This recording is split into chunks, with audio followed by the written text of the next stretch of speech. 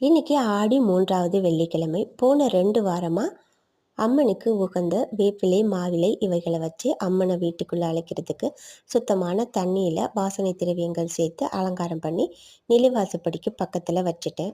இந்த வாரம் எங்க அம்மா தான் எனக்கு இந்த அலங்காரத்த செஞ்சு குடுத்துருக்காங்க. எல்லை அம்மனை அழைக்கிறதுக்கு வீட்ல உள்ள அம்மாவ வச்சு இன்னைக்கு நான் அலங்காரத்த ஏற்பாடு பண்ணியிருக்கேன். மருதாணி பூவும் இலையும் தெய்வத்திற்கு மிகவும் அனைத்து தெய்வங்களுக்குமே மிகவும் பிடித்த ஒரு பூன்னு சொல்லலாம். இந்த பூவ வச்சு தான் நான் இன்னைக்கு வாஸ்து அலங்காரத்த அம்மா செஞ்சிட்ருக்காங்க.